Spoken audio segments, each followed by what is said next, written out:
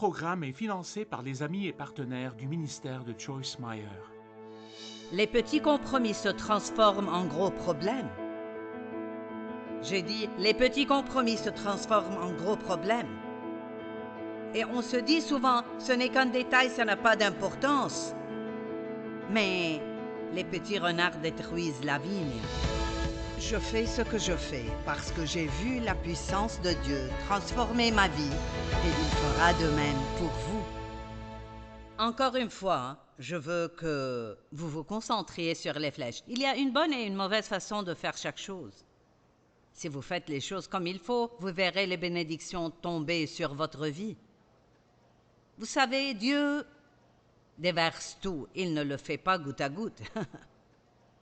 Comme le dit la Bible, si nous donnons, il ouvrira les écluses du ciel et répandra ses bénédictions. L'amour de Dieu est déversé dans notre cœur par le Saint-Esprit. Réjouissons-nous que nous ne servons pas un Dieu avare qui ne donne que le nécessaire. Amen. Donc, rappelez-vous, lorsque vous prendrez des décisions dans l'avenir, petites et grandes, de ne jamais penser « Oh, ça n'a pas d'importance ». Les petits compromis se transforment en gros problèmes. J'ai dit, les petits compromis se transforment en gros problèmes. Et on se dit souvent, ce n'est qu'un détail, ça n'a pas d'importance. Mais les petits renards détruisent la vigne. Amen. J'ai donc enseigné ce week-end, si c'est votre première séance, sur le développement du caractère de Dieu dans votre vie. Notre objectif est de devenir semblable à Christ, comme Jésus. La Bible dit que nous sommes les ambassadeurs du Christ et qu'il lance son appel au monde à travers nous. Je ne sais pas ce que vous en pensez, mais quel privilège, mais quelle responsabilité. Vous êtes peut-être le seul Jésus que certaines personnes de votre entourage verront un jour. Je ne dis pas que vous êtes Jésus, mais je dis que comment le verront-ils s'ils ne le voient pas à travers son peuple?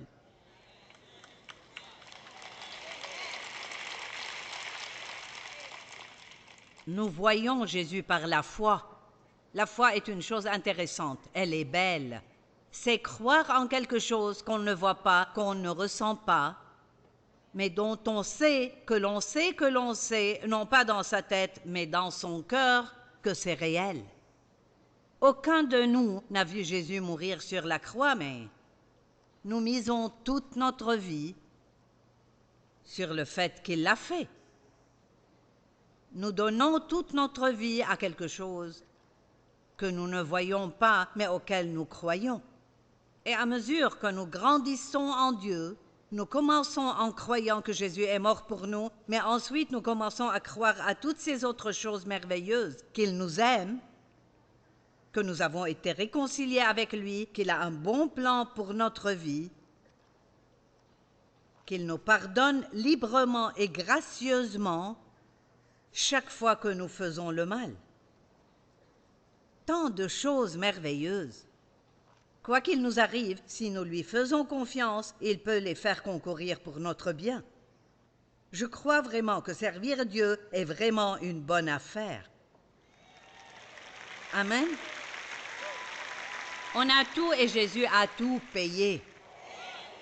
Vous ne trouverez pas de meilleure offre ailleurs. Et donc, on parle ici de maturité spirituelle. Et Paul a dit à l'église de Corinthe qu'ils étaient encore des bébés et qu'ils avaient besoin de lait. Il ne pouvait pas leur prêcher le genre de message qu'ils voulaient parce qu'ils ne le supporteraient pas. Il leur a dit, vous n'êtes pas prêts.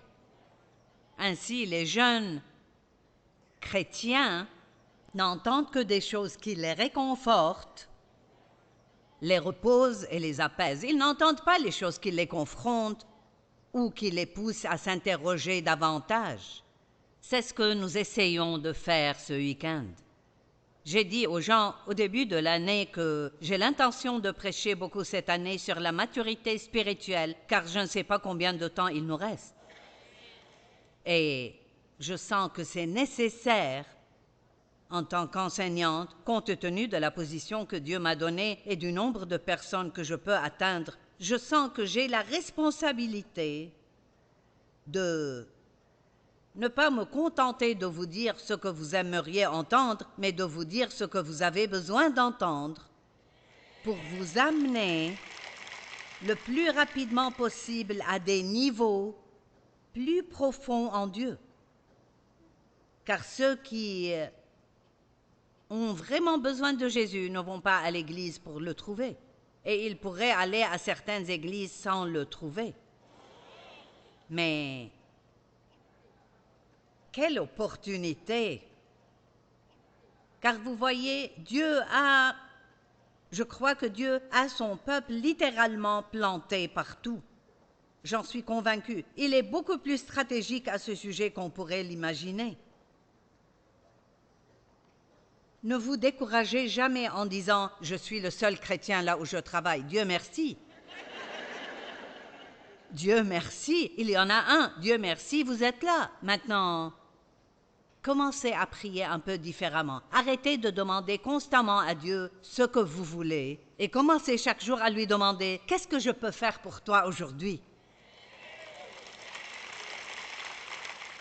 Pour moi, c'est ça la maturité spirituelle. On commence par tout demander à Dieu. « Seigneur, arrange ceci, arrange cela, change ceci, donne-moi ceci, donne-moi cela. » Et puis, on passe à un changement radical. « Seigneur, que puis-je faire pour toi? » Mets quelqu'un sur mon chemin que je puisse aider. Demandez toujours à Dieu ce que vous désirez. La Bible dit, vous n'avez pas parce que vous ne demandez pas. Ne vous inquiétez de rien, mais en toute chose par des prières et des supplications dans une attitude de reconnaissance. Soyez un chrétien reconnaissant, pas un grincheux, un chrétien reconnaissant. Ne vous asseyez pas à la table du déjeuner au travail avec tous ceux qui se plaignent de tout ce qu'ils n'aiment pas dans leur travail. Soyez le chrétien reconnaissant d'avoir un emploi. Amen. Vous savez, évidemment, vous n'auriez pas été là aujourd'hui si vous ne preniez pas votre relation avec Dieu au sérieux. J'ai donc la crème de la crème ici. C'est pourquoi je peux vous parler comme je vous parle. Mais c'est une chose d'écouter et de dire Amen, c'en est une autre de le faire. Et je veux juste vous dire que nous avons besoin de vous. Vous tous ici présents, il y a des gens que vous pouvez atteindre et que je ne pourrai jamais atteindre. Car ils pourraient dire de moi, oh, encore un de ces télévangélistes. Ah oui, le diable aime nous donner une mauvaise réputation.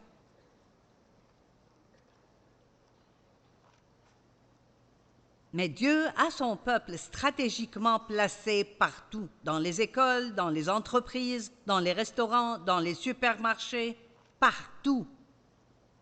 Et partout où vous allez, écoutez-moi bien, partout où vous allez, il y a quelqu'un qui a besoin de Jésus.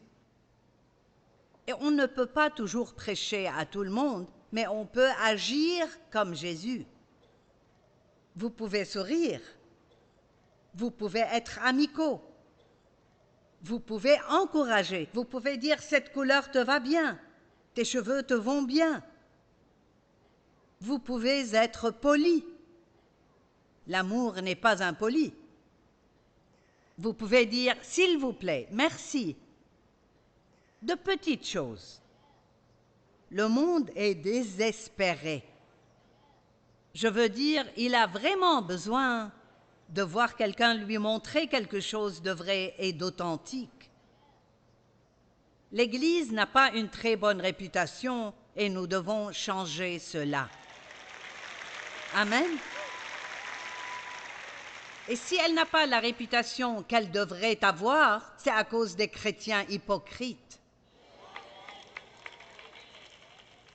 Ils sont doués pour dire aux autres quoi faire, mais Jésus a dit aux hypocrites dans Matthieu 23, vous dites aux autres quoi faire, mais vous ne le faites pas vous-même. Ou vous dites aux autres quoi faire et vous ne voulez pas les aider. Donc, il est temps pour nous de nous oublier et d'oublier tous nos propres intérêts, de prendre notre croix et de le suivre. Marc 8, 34. Vous dites, si je ne prends pas soin de moi, qui le fera? Jésus le fera. Je me suis dit, à 18 ans, personne ne fera jamais rien pour moi, je prendrai soin de moi et je ne demanderai jamais rien à personne. Eh bien, j'ai dû beaucoup changer. Et je veux vous dire que si Dieu a pu faire ce qu'il a fait en moi, malgré le pétrin où j'étais, il n'y a personne dans cette pièce qu'il ne puisse changer. Et personne qui nous regarde maintenant qu'il ne puisse changer. Et personne n'a fait trop de mal pour être pardonné. J'ai dit personne. Personne n'a fait trop de mal pour être pardonné. Personne. Donc, il y a une bonne et une mauvaise voie. Choisissez la bonne, car combien d'entre vous pensent que le temps presse? Je pense que la trompette pourrait sonner à tout moment et... Je ne sais pas pour vous, mais j'ai hâte d'être au paradis. Je ressens la même chose que Paul lorsqu'il a dit « Pour ma part, je préférerais partir ». Mais c'est mieux pour vous que je reste. Dans la session précédente, je parlais de qui Dieu pourrait utiliser. Je suis dans 1 Corinthiens 1, 27 à 29. Mais Dieu a délibérément choisi les choses folles du monde pour couvrir de honte les sages, et Dieu a choisi les choses faibles du monde pour couvrir de honte les fortes. Il savait exactement ce qu'il obtiendrait en vous choisissant et en me choisissant. Je ne sais pas pourquoi il m'a choisi, mais il l'a fait. Alors, mais Dieu a délibérément choisi. Je veux dire, il l'a fait exprès. Même quand j'ai commencé en petit short, quand je fumais au visage de tout le monde. Mais j'ai réussi à m'en sortir parce que j'étais ointe. Nous allons en parler un peu aujourd'hui parce que c'est un autre mot que nous n'entendons pas assez. Il y a 40 ans, j'ai entendu toutes sortes d'enseignements sur l'onction de Dieu et c'était important pour moi. Et beaucoup aujourd'hui ne savent même pas ce que c'est.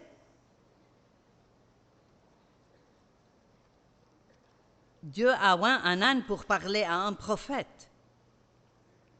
Alors, s'il peut utiliser un âne, il peut vous utiliser et il peut m'utiliser. Dieu a délibérément choisi les choses basses et méprisées du monde, stigmatisées et ignorées, celles qui ne sont rien. J'aime cela. Vous savez quoi? Dieu choisit ce que le monde rejetterait comme inutile. Il aime prendre des gens qui ont été maltraités et qui se sentent comme des ordures et en faire des rois. Allez, vous êtes roi et prêtre du Dieu très haut. Waouh! Co-héritier avec Jésus-Christ. Ce qu'il a gagné et mérité, vous le recevez. Waouh! Pour réduire à néant celles qui sont. Il a choisi des choses dont les gens penseraient Dieu ne pourrait jamais vous utiliser. Et puis quand ils doivent le regarder faire, ils se disent, ça doit être Dieu. Je me souviens d'un de mes bons amis après que Dieu m'a appelé à enseigner. Au fait, je ne cherchais pas un ministère, je faisais mon lit. J'écoutais la première cassette d'enseignement que j'avais jamais entendue. Elle parlait de Jésus lorsqu'il est monté dans la barque et il y avait une tempête. Mais une fois dans la barque, il a dit « Passons de l'autre côté ». Et il y avait une tempête comparable à un ouragan. Et les disciples ont eu peur et Jésus dormait dans la barque. Mais ce que j'aime le plus, c'est qu'au chapitre 5, verset 1, il est écrit « Ils arrivèrent sur l'autre rive ». Donc quand Jésus a dit « Allons de l'autre côté », peu importe le nombre de tempêtes qui nous attendent, on finira par y arriver. J'aime ça. Et quand Dieu m'a parlé et m'a dit « Tu vas parcourir le monde et enseigner ma parole », eh bien, c'était tellement ridicule. Mais quand Dieu parle, c'est différent d'une personne qui parle et j'y ai cru. Si je regardais la situation dans la chair, c'est « Pour qui te prends-tu » Et c'est exactement ce que les gens me disaient. « Tu n'as pas assez d'éducation. » Une amie m'a dit « Tu n'as pas la bonne personnalité. » Elle a fini par travailler dans mon équipe, ce que j'ai trouvé drôle. Mais dans la chair, ils avaient tous raison. Je n'avais pas l'éducation. Je n'avais pas l'expérience, je n'avais pas d'argent. C'était comme si Dieu avait fait exprès. Je n'avais aucune idée de ce que je faisais. On riait l'autre jour parce qu'on fête ce mois-ci nos 30 ans à la télé. Et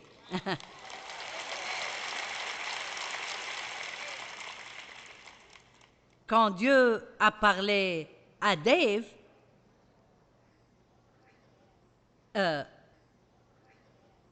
on avait une réunion hebdomadaire tous les mercredis soirs.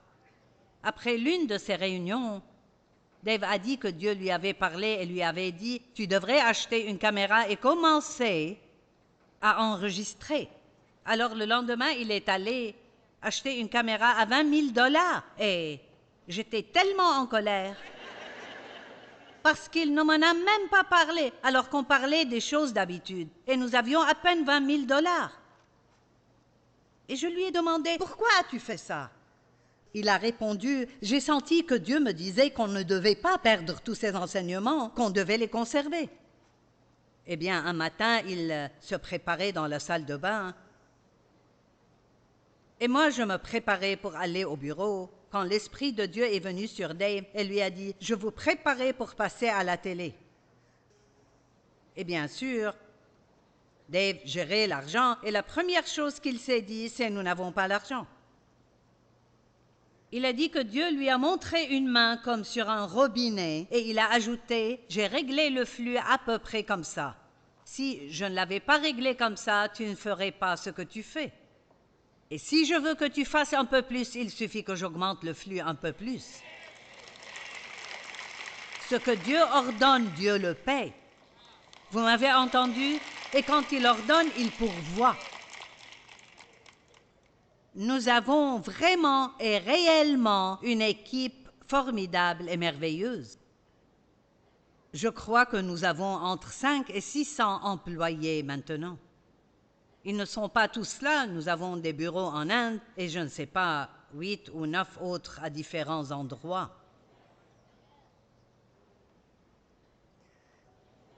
Et ils sont tout simplement formidable. Ce n'est pas que moi, j'ai toute une équipe qui m'aide. On a d'abord fait une émission hebdomadaire et ça a bien marché, mais la première fois qu'on a filmé pour la télévision, on avait une seule caméra, on était dans une petite pièce et des dalles de plafond tombaient du plafond et mon arrière-plan était un rideau de douche bleu. Mais c'était loin.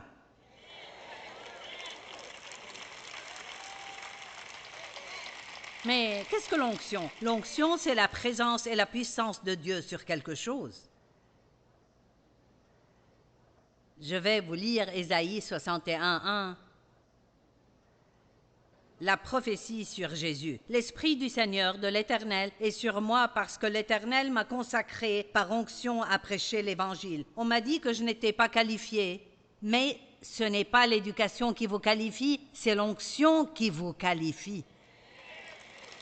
Allez, vous me suivez? Et cette onction est précieuse. J'admets que ça ne devrait pas marcher. Mais quand il y a une onction, on dirait que les gens sont attirés par elle. Et j'ai entendu des témoignages vraiment extravagants. Je n'ose pas me lancer dans des histoires, mais Dieu utilise cette chose d'une manière qui paraît ridicule. Je vais vous en raconter une. Il y avait un homme assis dans son fauteuil et il buvait de la bière. C'était un jeune homme et il restait ivre la moitié du temps. Je ne vois pas à travers la caméra. Et j'ai dit, « Toi, jeune homme, tu es assis dans ton fauteuil à boire de la bière. » Et il a dit, ça lui a fait une peur bleue.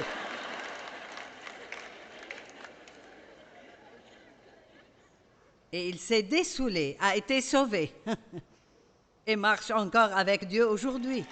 Alors,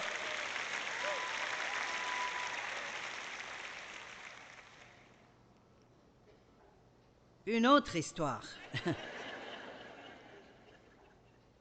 Il y avait un homme sous l'emprise de drogue qui zappait les chaînes vers 2 ou 3 heures du matin. Et il était arrivé sur la chaîne où je prêchais et sa télécommande avait lâché. Il n'arrivait plus à changer de chaîne. Il a essayé de changer les piles de sa télécommande, mais il n'arrivait toujours pas à changer de chaîne. Il a dit, le seul bouton de ma télécommande qui fonctionnait, c'était celui du volume.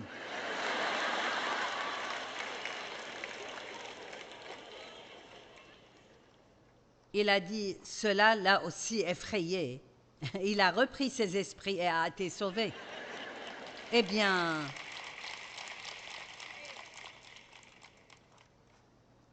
c'est amusant de passer du temps avec Dieu. L'onction, et il y a un prix à payer pour l'onction. L'obéissance. C'est de cela que nous parlons ce week-end. Obéir à Dieu, surtout quand on n'en a pas envie. Faire ce qui est juste quand personne ne regarde, sauf Dieu. Pas seulement faire ce qui est juste pour plaire aux autres, mais vivre pour Dieu, agir pour lui. Commencez à vivre de telle manière que vous fassiez des choses pour Dieu simplement parce que vous l'aimez, non pas parce que cela vous fait du bien. L'Éternel m'a consacré par onction pour annoncer de bonnes nouvelles aux pauvres. Il m'a envoyé pour guérir ceux qui ont le cœur brisé, pour proclamer aux déportés physiques et spirituels la liberté et aux prisonniers la délivrance. Maintenant, écoutez-moi. Et vous savez, obtenez toute l'éducation possible. J'espère que c'est plutôt une éducation chrétienne. Mais je ne suis pas contre l'éducation. Je n'ai qu'un niveau de terminale, mais j'ai 3 ou 4 doctorats honoraires. Donc je peux légalement m'appeler Dr. Joyce Meyer, mais je suis juste Joyce. Je suis la prédicatrice du peuple, je suis pour vous. Amen. Je ne veux pas... Et je sais que les gens respectent les titres et j'estime cela, mais ce n'est pas moi. Et je préférerais ne pas Avoir de diplôme de théologie, mais avoir l'onction de Dieu, plutôt qu'une maîtrise en théologie sans le maître lui-même.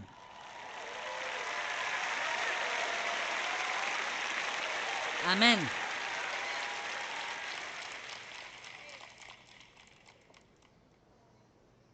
Apprenez tout ce que vous pouvez sur l'onction de Dieu. Romains 8, 29 et 30. En effet, ceux qu'il a connus d'avance, ceux qu'il connaissait et aimait d'avance, il les a aussi prédestinés à devenir conformes à l'image de son Fils et à partager sa ressemblance afin que celui-ci soit le premier-né d'un grand nombre de frères, conformes à l'image de Jésus-Christ. Or, la Bible dit dans 2 Corinthiens 5, 17, « Si quelqu'un est en Christ, il est une nouvelle créature. Les choses anciennes sont passées. Voici, toutes choses sont devenues nouvelles. » Nous savons tous que lorsqu'on est de nouveau, si on était chauve, on l'est toujours. Amen. Alors, on se regarde et on pense que rien n'a changé. Eh bien, cette histoire de modelage n'est pas très amusante. Si on prétendait que cette argile ressentait quoi que ce soit, ce serait douloureux. « Aïe, qu'est-ce que tu me fais? Laisse-moi tranquille. Ça ne fait pas de bien. » Et nous devons être modelés à l'image de Jésus-Christ.